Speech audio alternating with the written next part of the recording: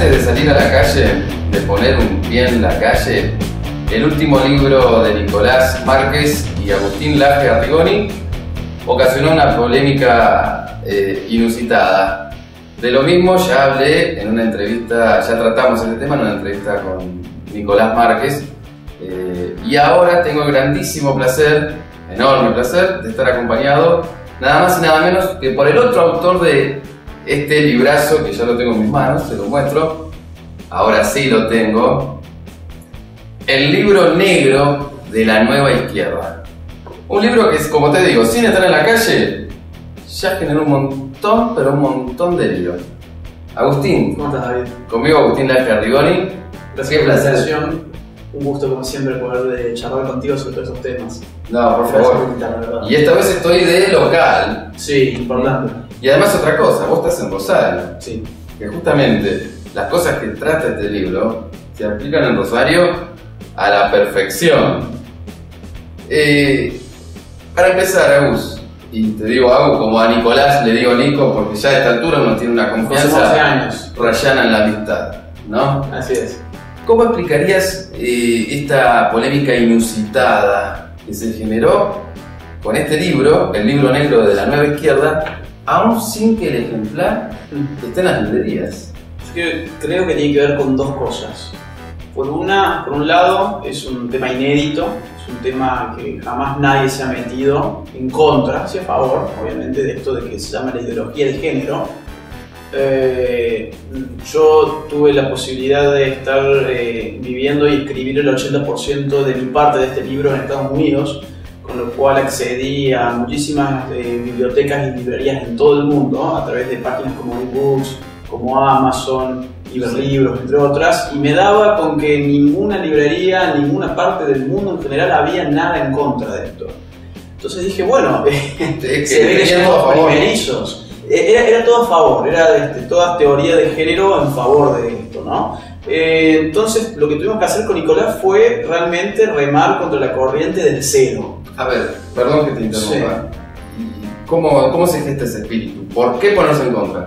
Bueno, nosotros con Nicolás siempre hemos tenido, si se quiere, la obsesión de encontrar cuáles son los hilos ideológicos que han resucitado a la izquierda después de algo que parecía no tener marcha atrás, como fue la caída de la Unión Soviética, formalmente en el año 92, pero simbólicamente, si se quiere, con la caída del muro de Berlín en el 89. Sí. La izquierda, mientras los liberales y las personas que se encontraban en las antípodas de esa Unión Soviética que se caía en sí misma por su propio peso, pensaron durante mucho tiempo, parafraseando a Daniel Bell, que habíamos llegado al fin de las ideologías, por un lado, y pensando en Fukuyama, que habíamos llegado al fin de la historia, ¿no? Esto de ya el comunismo no vuelve más, la izquierda, la ideología ya no tiene ningún sentido. Todo el mundo lo daba por terminado. Todo el mundo lo daba por terminado, y lo cierto es que se reconvirtió, modificó su estructura teórica y estratégica. Eso yo lo explico en el primer, así es como empieza mi parte del libro,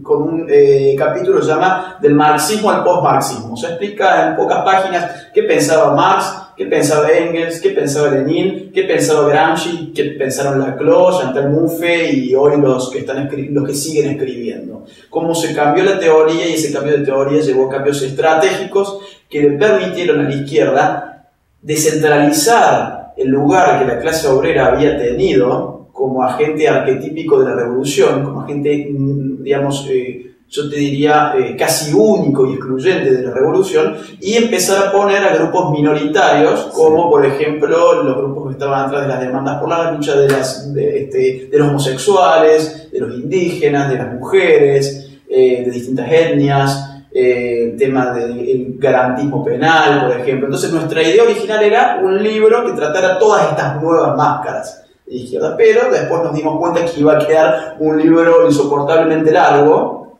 Imagínate que solamente ideología de género nos llevó unas 300 páginas impresas.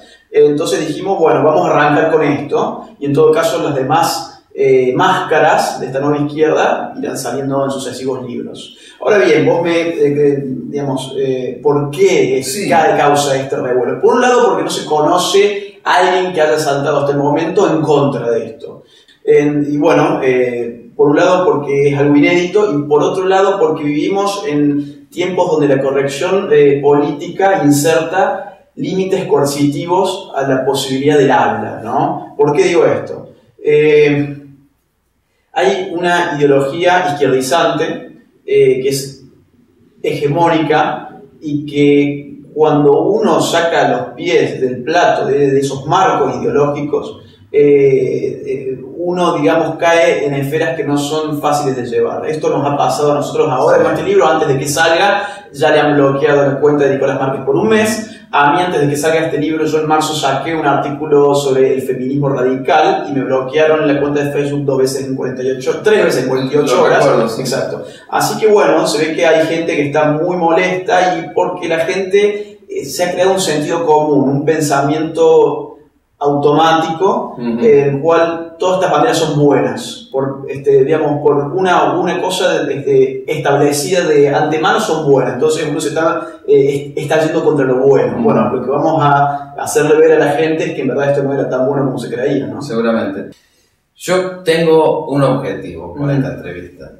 Yo quiero que la persona que escuche esta entrevista sepa qué es la ideología de género y qué alcances tiene. ¿Por dónde podríamos empezar, Agus? Definir ideología sería interesante, ¿no? Ideología tiene muchas acepciones.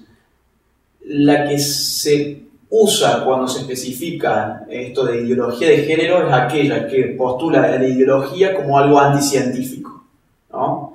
Lo ideológico es un enmascaramiento de la verdad, de la realidad. Está usado en estos términos. Podemos discutir otras acepciones, pero al marcar acá a nivel ideológico, lo que se marca es, hay una ideología de género que va en contra de lo que la ciencia, la verdad, nos dice sobre nuestra realidad humana, sobre nuestro cuerpo, va en contra de lo que dice la ciencia. Bueno, claro, sin dudas. Ahora bien, ¿cómo nace la ideología de género? Es importante saber cómo nace para saber qué es. Vos sabés que la lucha por el feminismo, la lucha de la mujer, empezó con una causa muy noble. Los primeros feministas ya aparecían en el Renacimiento. Estamos hablando de una época en que el individuo volvía a ser el centro de la sociedad, tiempos de aires de nuevas ideas, sí, en el cual se escribieron libros como El bello sexo, La ciudad de las damas, libros muy importantes y revolucionarios para la época. Acá ya se empieza a ver gente que empieza a pedir por un lugar más destacado de la mujer en la vida social de Europa. Con las revoluciones liberales, Francia, Estados Unidos, Inglaterra, la causa de la mujer va a tomar un protagonismo mucho mayor, sobre todo en estos tres países. Y no es en vano que esto, digamos, no es una casualidad, sino es una causalidad, porque hay nuevas ideas, son las de la libertad, sí, que articulan un nuevo discurso social en el cual la mujer ha de ser incorporada. ¿Cómo? Bueno, el derecho al voto. Eso no está mal. Eso es la primera ola del feminismo, eso es lo que en teoría se llama la primera ola del feminismo. La mujer pidiendo por derechos políticos y sociales, acceder a la universidad, poder votar, tener derecho a la libertad de intercambiar cosas, de tener cosas para sí misma, cosa que hasta el momento no existía. Esta primera ola fue muy sana. Y tuvo, de recibir herencia también, según algunas culturas. Exactamente. Y tuvo atrás a pensadores muy, si se quiere, de la línea que va con el espíritu de este libro. Por ejemplo, John Stuart Mill, un liberal de la primera ola, de aquel siglo, de aquellas épocas. Así que esa fue una ola interesante, una ola sana, digamos, del feminismo. El problema fue cuando Engels, socio de Marx, empezó a tratar el tema de la mujer. Y lo va a tratar después que muere Marx, en un libro que se llamó El origen del Estado, la familia y la propiedad privada. En este libro, él traslada lo que es la lucha de clases a la lucha de sexos. Y va a tener una frase, una oración que es impactante, ¿no? Porque está clarísimo cómo lo traslada. Él dice, en la familia, la mujer es el proletariado y el hombre es el burgués. Lo que está haciendo ahí es incorporar la proyectando en la familia entonces, así como la cultura del marxismo. Entonces, así como para la clase obrera había que destruir la propiedad privada y colectivizar los medios de producción, la conclusión necesaria es que para la lucha de la mujer lo que es necesario es destruir la familia. que es el sistema que oprime a la mujer, ¿no? Todo esto va a encontrar en verdad su raíz en que la propiedad privada es la que subyugó ahí. El hilo conductor es ese. ¿Para qué escribe esto Engels? Para encolumnar la causa de la mujer, sacársela a los liberales y colocárselos a los comunistas. Esto se hace. Hay un capítulo del libro que no lo vamos a hablar ahora, digamos, porque ya sería muy largo, pero yo trato toda la historia de la mujer en la Unión Soviética y muestro cómo, a pesar de que se colectivizó la propiedad privada, las predicciones de Engels, ese paraíso femenino, nunca se dieron, sino todo lo contrario. Pocos países donde la mujer ha sido más esclavizada que la Unión Soviética. Pero bueno, eso fue la segunda. Bueno, ahora bien, la tercera ola del feminismo nace en los 60, 70, por ahí. Y es interesante porque acá las feministas toman el odio al capitalismo que heredan de Engels, pero empiezan a distinguir lo que es el sexo de lo que es el género. Y esto se ejemplifica muy bien con una frase que pasa en la historia de Simone de Beauvoir en su obra El segundo sexo. Ella dice, una mujer no es, una mujer se hace. Es decir, la mujer no tiene nada natural que sea de mujer, sino que una mujer se cría, ¿no? Se socializa. Y ahí va a nacer, yo creo, la ideología del género. Esto de que nosotros, nuestra constitución material, biológica, no tiene absolutamente nada que ver con nuestros comportamientos sociales. Esto es falso.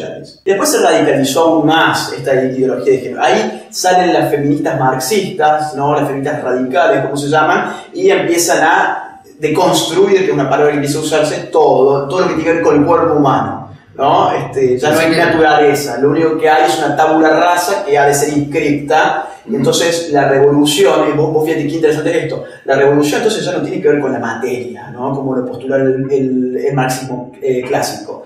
La revolución pasa por la cultura, porque es la cultura la que inscribe al hombre sus roles sociales, ¿no? Claro. Entonces la izquierda aprovecha porque conjuga este discurso que ya tiene en su interior, un discurso muy postmoderno, y le incorpora a su vez los objetivos del marxismo, por eso es que hablamos de neomarxismo, ¿no? Sí. En esta ola van a surgir algunas pensadoras fuera de quicio, como por ejemplo Firestone, Kate Millett, que van a argumentar que incluso la edad es una cuestión de una construcción de la sociedad, de la cuestión de la construcción de la cultura heteropatriarcal o Pero como cumplir los años...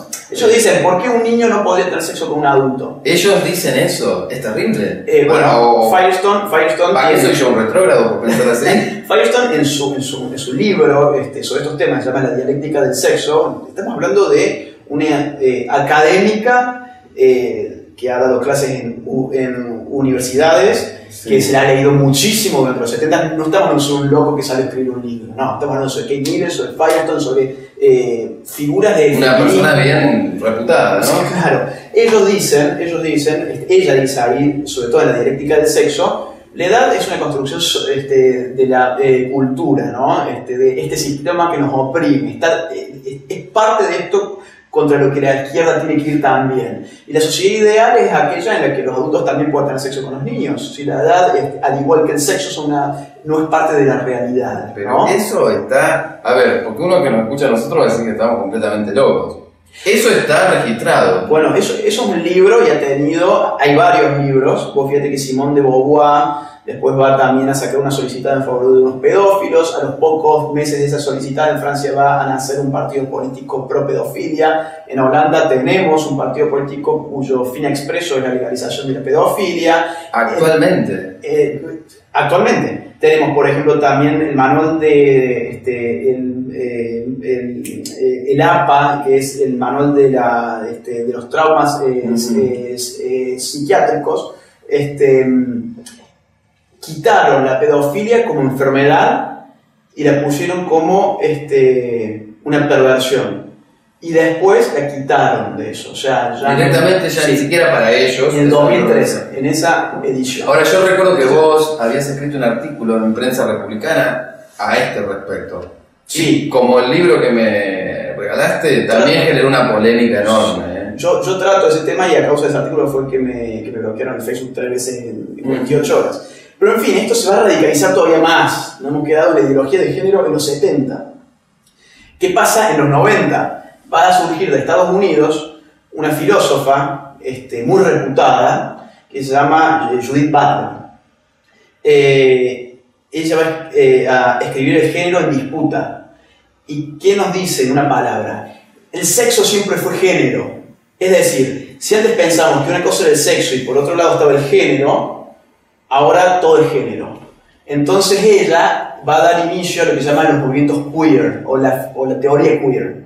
La teoría queer es como la teoría de aquello que no puede inscribirse en una identidad sexual. Desde los travestis, los bisexuales, bueno, hay no sé, como 50 tipos de géneros, que la verdad es que no los ubico bien, pero los sadomasoquistas, y ella les va a brindar este marco teórico. Va a surgir en el primer mundo todo este movimiento queer con mucha fuerza, gente muy violenta. Bueno, yo tengo muchos datos sobre las cosas que están haciendo en estos momentos, por ejemplo, en Estados Unidos. Entonces, esta teoría va a tener, por ejemplo, también la teoría queer, una filósofa de España, Beatriz Preciado, que ella da clases en la Universidad de París. O sea, vos fíjate, son todos profesores. Y ella va a escribir, por ejemplo, el manifiesto contrasexual. Ella dice, hacer la revolución de la izquierda sería que también a nivel sexual y tenemos que empezar a implementar prácticas contrasexuales, ¿no? Las prácticas contrasexuales son aquellas, ella dice, el heterocapitalismo formateó al hombre para hegemonizar el pene y la vagina como órganos sexuales y desexualizó el resto del cuerpo. Lo que tenemos que hacer es sexualizar nuestras otras partes del cuerpo, y ella da todo un instructivo con técnicas que son muy graciosas, ¿no? Porque son como un paso a paso. Por ejemplo, cómo masturbarte un brazo. Unas cuestiones son muy graciosas porque todas terminan igual. Todos te dicen a los 8 minutos fingir un orgasmo, y yo lo que subrayo es eso, ¿no? Lo tenés que fingir porque no va de la mano con lo que tu cuerpo trae en sí mismo, ¿no? Con la biología de tu cuerpo. Bueno, entonces nunca escuché algo así. Bueno, hay un montón de cosas así en el libro. ¿Cómo me voy a sorprender cuando lea tu libro? Lo que gana la izquierda es crear en esta gente conflictuada la idea de que sus conflictos tienen una raíz más honda que sí mismos y que está en el sistema. Entonces ellos por ahí, digamos, tienen esta puerta de ingreso hacia la izquierda. Es una forma de reclutar nueva gente, nuevas minorías. No es que sea, digamos, como que sean estrategias de la revolución al estilo Lenin, ¿no? Claro. O el Che Guevara. Son estupideces, pero son peligrosas porque después se manifiestan en el hoy en día. ¿Hace cuándo estábamos hablando en los medios durante una semana seguida de lo que era el post-porno? ¿De dónde pensás que viene el post-porno? Viene de esto, de la teoría del género, de la contrasexualidad. El post-porno tiene un significado político que es el que yo te digo. Implementar nuevas prácticas fuera de lo común en términos sexuales para sexualizar aquello que el capitalismo nos sacó, ¿no? Esa es un poco la... O sea que ellos piensan que todo nuestro cuerpo, parte por parte, estaría sexualizado, pero que el capitalismo no lo anuló. Exactamente, que la cultura heterocapitalista nos setió de esta manera. Entonces ellos, bueno, pueden hacer una revolución en este sentido. Vemos marchas de Ni Una Menos, se habla de femicidio, hoy constantemente se habla de femicidio, de penalización del aborto, todas estas cuestiones. Y siempre cuando hay una marcha, por ejemplo, están las banderitas. Bueno, pero ¿qué relación tiene el femicidio o la violencia de género con la teoría, con la ideología de género? Bueno, es interesante la pregunta. Violencia de género, ¿qué significa? Porque hoy se usa absolutamente en todos los casos en que una mujer es herida por un hombre, ¿no? Pero ¿qué es la violencia de género? Es aquella violencia que tiene en su base una aversión hacia el otro género como tal. No es solamente de porque no somos del mismo género, si yo te causo un daño a vos, eso es una violencia de género. Es como la violencia de razas, por ejemplo. Bueno, sería obvio para nosotros que la violencia de raza no es aquella que ejecuta un blanco contra un negro, por ejemplo, en X situación, sino en una situación que implica un odio de raza. La violencia de género es aquella que existe cuando se comprueba que digamos, El móvil. El móvil fue el odio hacia la mujer como tal. El problema es que género es una palabra que también tendría que incorporar al hombre. Y sin embargo, yo he encontrado, por ejemplo, los manuales que han sacado sobre violencia de género el Estado habla de violencia de género solamente cuando es contra una mujer. Y esto se ha enseñado en los colegios de esta manera. Claro, el tema, ¿qué pasa? ¿Cuál es el engaño que está atrás de esto? Bueno, hacernos creer que toda la violencia de un hombre hacia una mujer tiene en su raíz un odio a la mujer como tal y generar una sensación... Eso es lo que justamente te quería preguntar. Le quieren hacer pensar a la mujer que hay un odio visceral por parte del hombre. En la familia, la mujer es el obrero y el hombre es el burgués. Es Engels traído a este siglo. Es Engels traído a decir, mira, te cuento una anécdota. Sí, por favor. Esto. En Canadá, el Parlamento contrató para que se hiciera durante 2 años un informe extensísimo sobre la violencia de género. Pero cuando se publicó ese informe, pusieron solamente los datos relativos a la violencia de los hombres hacia las mujeres y eso les dio pie para sacar un paquete de leyes con el título La guerra contra las mujeres. 2 años más tarde se conoció el informe entero y el mismo, claro, uno cuando lo leía pensaba, bueno, ¿será que los resultados daban que la violencia de la mujer hacia el hombre era imperceptible, ¿no? Inexistente casi, como para no ser incluida? Pero cuando se conoció el informe entero, se dio con que los guarismos eran prácticamente similares, era creo que un 60 a un 40%. Bueno, pero sucede como en España, por ejemplo, según uno pudo investigar. Por caso, si un hombre golpea a la mujer, se come 10 años de prisión. A la inversa, es un peligro. Es justificado. Es un peligro para la igualdad ante la ley. Es un valor que el feminismo de la primera hora lo defendió. Es un peligro para la libertad y esto hay que remarcarlo para nuestros amigos liberales que desconfían de que esto tenga relevancia. Sobre eso te quería consultar. No me sorprende que desde el progresismo lluevan las críticas, pero a mí sí me ha generado una sorpresa importante, al punto de sentirme decepcionado, que algunas críticas infundadas, incluso malintencionadas, vengan desde sectores liberales. Sí. ¿Cómo se explica? Mira, volvemos al inicio, es un tema que no ha sido explorado. Los ambientes liberales son muy economicistas. Yo veo que en general no les interesa esta cosa de la batalla cultural, no por lo menos cuando se mete con estos temas. No han habido pensadores de los grandes, personajes o intelectuales que han tenido estos círculos que hayan tocado estos temas, salvo un capítulo de un libro de von Mises que escribe en el año 22, El socialismo, donde yo tomo una cita justamente para mostrarle a los liberales cómo Mises ya preveía todo esto. Porque él dice... todo el mundo parafrasea a Mises. Bueno, claro, por eso te digo, nuestro ambiente lamentablemente, si bien se cree muy individualista, termina siguiendo mucho a sus gurúes. Entonces, como ningún gurú habló sobre estos temas, me surgen estos 2 pibes jóvenes que se ponen a hablar sobre esto, puede causar un poco de pánico al punto de que salió mucha gente a hacer críticas sin que el libro hubiese salido siquiera a la calle. Pero ¿qué dice Mises? En el año 22 dice, el feminismo, mientras se mantengan sus reivindicaciones de igualdad ante la ley y de libertades para la mujer, continúa siendo solamente una rama del gran movimiento liberal. Pero en cuanto quiera empezar a contradecir las prescripciones de la naturaleza, se va a convertir en una pata del socialismo. Bueno, lo dice Mises. Lo dice Mises en el año 22, porque él ya está previendo esto de lo que vamos a decir, la ideología del género, la deconstrucción de lo natural, ¿no? Entonces, es interesante porque eso me guió mucho a mí para escribir esto. Y el feminismo ha puesto en tal punto las libertades individuales en riesgo que yo pongo muchos datos en el libro. Por ejemplo, en el País Vasco se está buscando que se prohíba jugar al fútbol en los colegios, pues dice que territorializa en función del género el espacio del recreo. En un pueblo de Francia ya se prohibió la palabra francesa que viene a ser señorita, porque dice que es patriarcal porque denota el estado civil de la mujer y no existe el señorito para el hombre. Son cuestiones muy extrañas. Por ejemplo, en Colombia se está pidiendo que se prohíban los mariachis.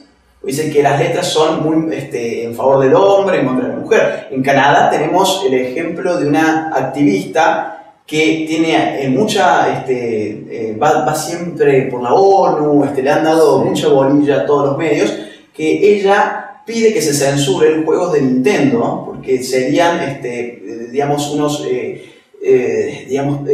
impone una figura del hombre que es justamente contra la que iría este feminismo nuevo. Y dice que uno de los más... y según ella, uno de los peores es Mario Bros.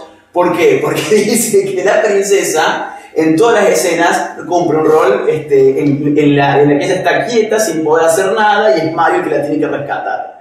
O sea, a esta locura hemos llegado, ¿no? A esta locura. Y bueno, en fin, hay un Qué curioso, cómo me interesaría conocer el argumento conceptual. Hay un montón de datos así sobre las multas que se están poniendo, por ejemplo, en España por el piropo, en Bélgica por el piropo. Hay cosas que afectan las libertades de todos los días y que los liberales tenemos que estar al tanto de esto, porque se nos viene encima. Ahora tiene mucha cabida, sobre todo en el primer mundo, pero está llegando con mucha fuerza acá. Y te voy a sumar un dato más que me acaba de caer.